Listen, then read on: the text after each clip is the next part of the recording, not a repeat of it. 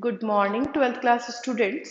आज अपन solid state के कुछ एक न्यूमेरिकल्स हैं वो करना स्टार्ट करते हैं। ठीक है, थ्योरी तो आपने पढ़ ही ली है। अब कुछ न्यूमेरिकल्स को देखते हैं कि ये न्यूमेरिकल्स किस तरह से होंगे। तो मैं एक न्यूमेरिकल आपके सामने रखूं वॉइड्स को लेके। उससे पहले आप ये समझ लो कि किसी भी क्रिस्टल को बनाने में जो नंबर ऑफ एटम्स पार्टिसिपेट करते हैं उतने ही ऑक्टाहेड्रल वॉइड्स क्रिएट होते हैं। ध्यान रखना, अगर किसी क्रिस्टल को बनाने में नंबर ऑफ एटम्स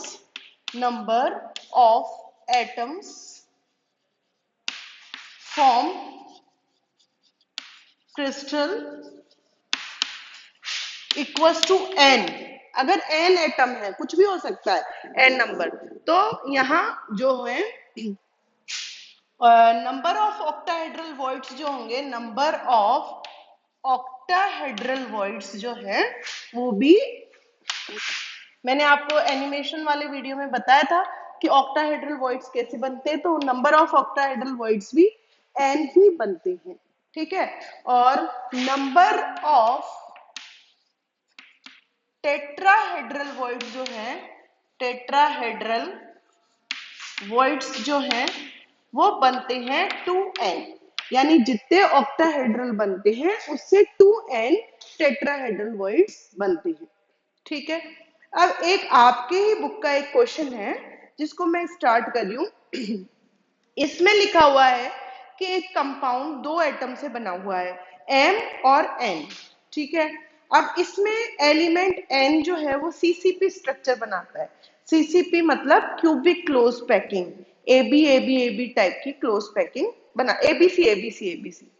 तो क्रिस्टल एन जो एटम एन है वो तो क्रिस्टल बना रहा है, ठीक है, और एटम जो एम है वो 1/3 ऑक्टाहेड्रल वॉइड को फिल कर रहा है, 1/3। तो हम क्या करते हैं, इस तरह के क्वेश्चन जब आते हैं तो सबसे पहले हम उन एटम्स के जो सिंबल है वो यहाँ लिख लेते हैं, atom m and atom n, ये लिख लिया हमने। ठीक है, अब हमें पता है कि ये जो एन है वो क्रिस्टल को बना रहा है। ठीक है, तो हम इस एन के नंबर ऑफ एटम्स ये मान लेते हैं। अब देखो कंफ्यूजन हो सकता है, ये भी एन ये भी एन, तो इसलिए मैं इसको स्मॉल एन लिख दूं तो भी कोई दिक्कत नहीं है, इसको भी स्मॉल एन, इसको स्मॉल 2n। यहाँ पे कंफ्यूजन हो जाएगा इसलिए मैंने इसको स्मॉल एन लिख दिया है। तो यहाँ नंबर ऑफ एटम जो है एन के वो एन है, इसने क्रिस्टल बनाया है। ठीक है, एम जो एटम है वो ऑक्टाहेड्रल वॉइड्स को फिल कर रहा है, बिल्कुल कर रहा है, और कितना कर रहा है, ऑक्टाहेड्रल नहीं टेट्राहेड्रल वॉइड्स को फिल कर रहा है 1/3। तो हम देख लें पहले टेट्राहेड्रल वॉइड्स कितने होते हैं। तो टेट्राहेड्रल वॉइड्स होते हैं 2n, और 2n का कितना पार्ट फिल कर रहा है ये, 1/3। ठीक है, हो गया।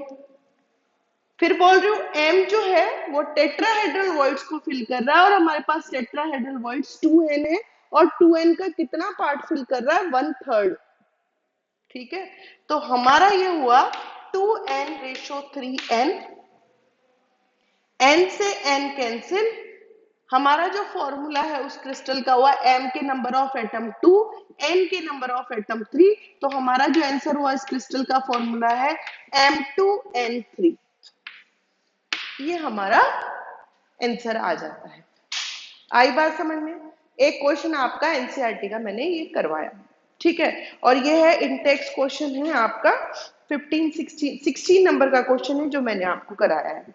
अब इसी तरह से मैं एक और क्वेश्चन आपके सामने ले रही हूँ, उस क्वेश्चन को देखना। ठीक है, ये है आपके क्वेश्चन नंबर जो है वो है आपका एक्सरसाइज क्वेश्चन नंबर 19। ये मैं आपको बता रही हूँ। इसमें क्या कहा है कि फेरिक ऑक्साइड का एक क्रिस्टल है। ठीक है, फेरिक ऑक्साइड के क्रिस्टल में जो ऑक्साइड एटम्स हैं वो क्रिस्टल को बना रहे हैं। तो हम फेरिक ऑक्साइड लें तो हम आयरन और ऑक्सीजन लिख लेते हैं ऊपर की साइड। तो हमने ऊपर लिख लिया सबसे पहले आयरन Fe और रेशो ऑक्सीजन। ठीक है, अब ये कह रहा है क्वेश्चन कि ऑक्साइड जो है वो जो है आपका क्रिस्टल बना रहा है। तो नंबर ऑफ ऑक्साइड एटम्स अगर हम माने तो हम मान सकते हैं n। और आयरन जो है, इस क्वेश्चन में लिखा हुआ है कि आयरन जो है वो ऑक्टाहेड्रल वॉइड्स को फिल कर रहा है, और वो भी 2/3 कर रहा है उसका 2/3 ऑक्टाहेड्रल वॉइड्स को। तो बताओ कितने ऑक्टाहेड्रल वॉइड्स है? n, और n का कितना पार्ट फिल कर रहा है? 2/3। ठीक है, 2/3 फिल कर रहा है आयरन। ये क्वेश्चन नंबर 16 में दिया हुआ है। तो हमारा ये आंसर हुआ 2n/3n, n से n कैंसिल हो जाएगा, तो फॉर्मूला आएगा Fe2O3, आयरन के 2, ऑक्सीजन के 3। ये हमारा क्रिस्टल बन के आएगा। इस तरह से आपको समझ में आया होगा कि वॉइड्स के क्वेश्चन किस तरह से करने हैं। जिससे क्रिस्टल बन रहा है उसके नंबर ऑफ एटम n मान लो, और जो दूसरा एटम है वो ऑक्टाहेड्रल को फिल कर रहा है तो यहाँ 2n ले लो, ऑक्टाहेड्रल को फिल कर रहा है तो यहाँ n एटम ले लो, क्योंकि ऑक्टाहेड्रल एटम वॉइड्स n है। और अगर टेट्राहेड्रल को फिल कर रहा है तो यहाँ 2n ले लो, और उसका जितना पार्ट फिल कर रहा है उस अकॉर्डिंग करके हम इसका आंसर निकाल सकते हैं। ठीक है, तो ये न्यूमेरिकल आपको यहाँ समझ में आया होगा। एक क्वेश्चन जो बोर्ड में आया हुआ है निकल को लेके, मैं क्वेश्चन नंबर बोल रही हूँ आपके एक्सरसाइज, ये तो था question number 19, exercise question number 19 है। अब मैं एक एक्सरसाइज क्वेश्चन नंबर 16 ले रही हूँ आपके सामने, उसको देखिएगा आप कि वो किस तरह से सॉल्व होगा, और आया हुआ है बोर्ड के एग्जाम में। तो देखिए बेटा, इधर की साइड यहाँ पे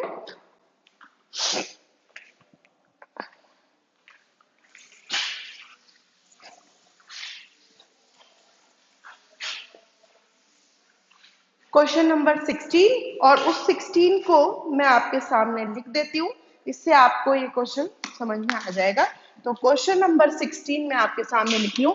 question number 16, analysis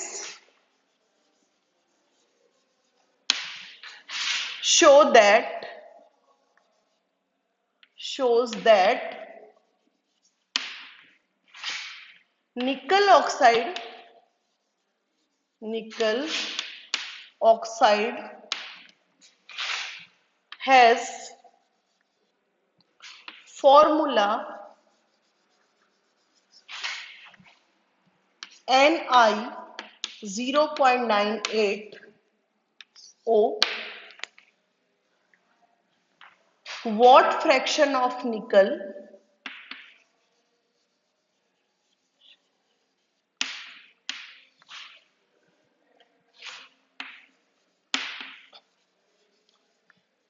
exists as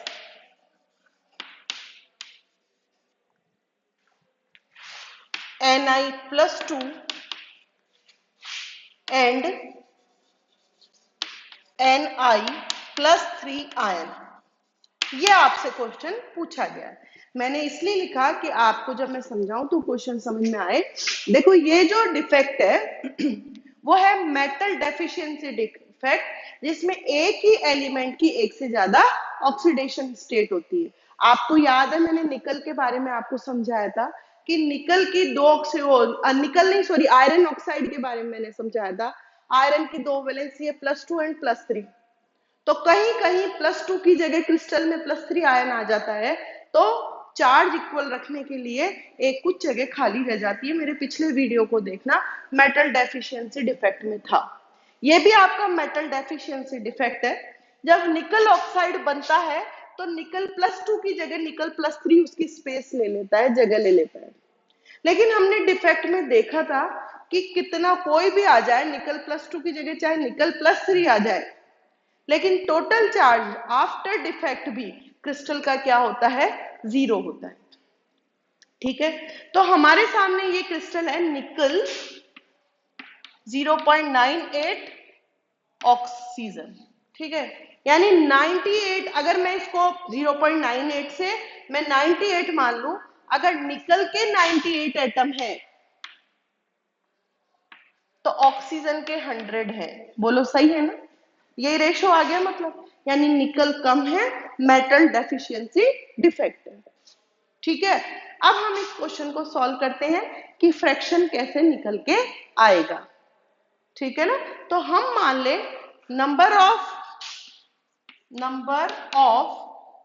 निकल आयन हम मान ले x, then number of nickel plus 3 ions 98 minus x हो जाएंगे, क्योंकि टोटल निकल के एटम कितने हैं 98, चाहे +2 की फॉर्म में हो चाहे +3 की फॉर्म में हो, टोटल 98 है। तो इसको मैंने x मान लिया, तो ये हो गया 98 माइनस एक्स। ठीक है। अब देखो ऑक्सीजन के 100 एटम पे टोटल चार्ज देखें तो total negative charge on oxygen atom equals to, एक ऑक्सीजन पे -2 चार्ज होता है तो 100 पे हो जाएगा -200 चार्ज। अगर नेगेटिव चार्ज -200 है तो पॉजिटिव चार्ज भी +200 होगा, यानी निकल चाहे +2 फॉर्म में रहे चाहे +3 फॉर्म में रहे, टोटल जो चार्ज है इसका +200 होगा। ठीक है। तो चार्ज ऑन निकल +2 आयन अगर हम देखें तो +2 मल्टीप्लाई बाय x, क्योंकि नंबर ऑफ एटम x है तो यानी +2x, यही है ना निकल +2। अच्छा चार्ज निकाले हम, चार्ज ऑन निकल +3 आयन, तो पहले नंबर ऑफ निकल +3 देखे तो 98 माइनस एक्स और चार्ज है +3, दिख रहा है आपको +3, तो +3 मल्टीप्लाई बाय 98 माइनस एक्स। ठीक है। तो ये चार्ज हुआ हमारा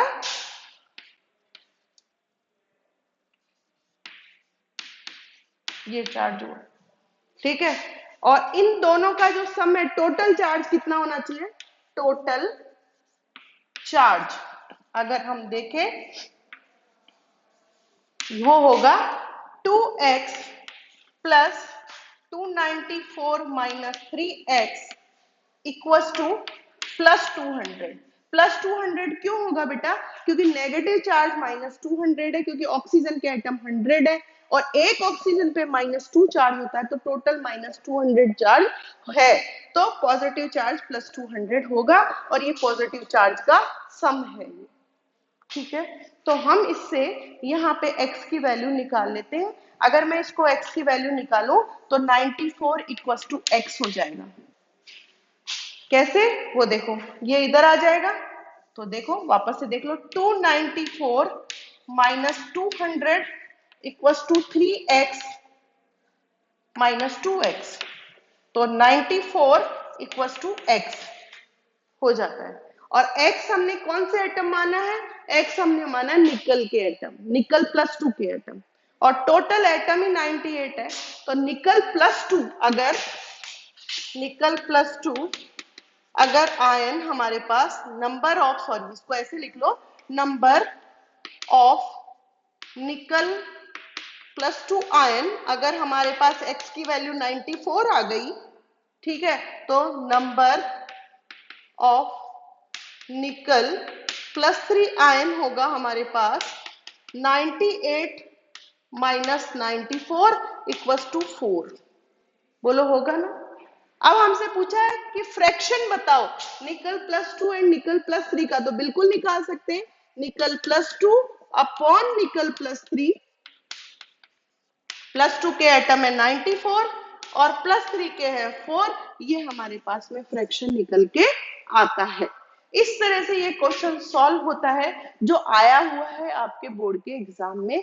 मैं वापस से फिर इसको रिपीट करना चाहती हूँ, लेकिन ये बच्चों अच्छे से आपका ये क्वेश्चन कंप्लीट हो जाना चाहिए। एक क्वेश्चन आपके बुक में दे रखा है, क्वेश्चन नंबर 16 है आपकी बुक का, जिसमें ये बोला है कि निकल ऑक्साइड का ये रेशो है, और ये रेशो इसलिए क्रिएट हुआ क्योंकि निकल +2 की जगह कहीं कहीं डिफेक्ट में निकल +3 भी आ चुका है। ठीक है, कोई दिक्कत नहीं है। तो हमने इससे ये अंदाजा लगाया कि निकल अगर 98 एटम है तो ऑक्सीजन 100 एटम है। ठीक है। अब हम देखें, यहां मान लो नंबर ऑफ निकल +2 आयन हमें नहीं पता, तो हम उसको x मान लेते हैं। तो निकल +3 आयन हो जाएगा 98 माइनस x, क्योंकि टोटल आयन 98 होंगे। तो x अगर ये है तो ये 98 माइनस आयन x हो जाएंगे। ये नंबर ऑफ आयंस है। अब इन पे चार्ज निकालते हैं।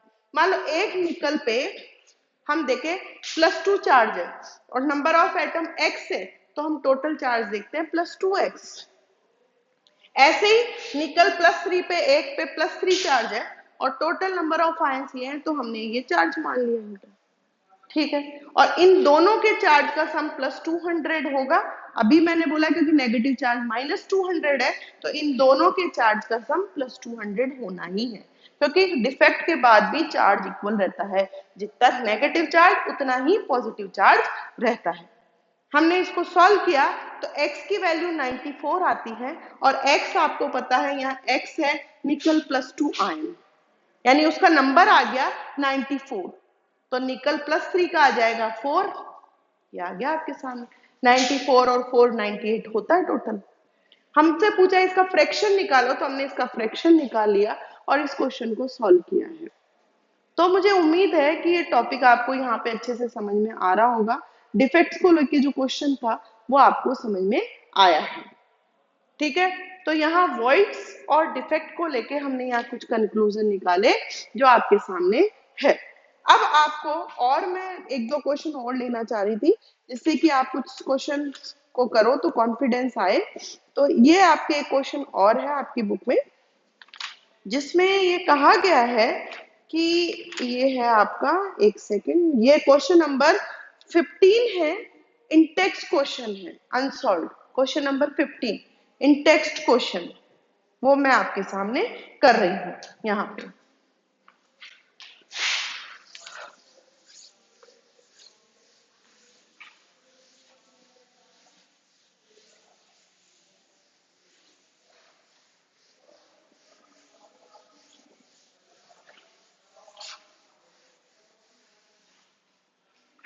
क्वेश्चन नंबर 15 में ये बोला गया है कि आपके पास में एक कंपाउंड है और उसमें 0.5 मोल जो वॉइड्स है, तो वॉइड्स का नंबर है, नंबर ऑफ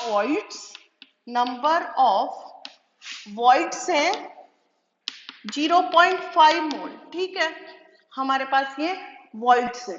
ठीक, अब हमें ये कहा गया कि how many of these are tetrahedral void, तो कितने टेट्राहेड्रल वॉइड है, और हम ऑक्टाहेड्रल भी निकाल सकते हैं। तो हमें टोटल वॉइड्स ये बोला कि 0.5 मोल है। What is the total number of voids in 0.5 mole of it.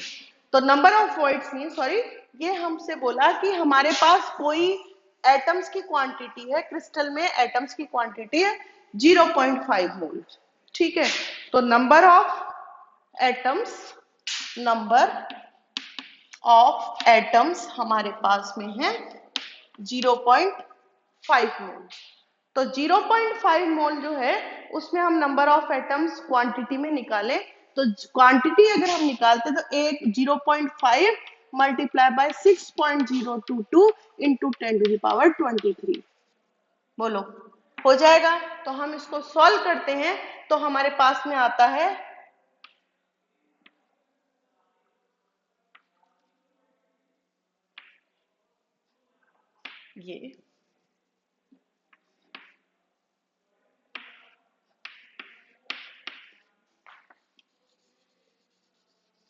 ये एटम्स आते हैं।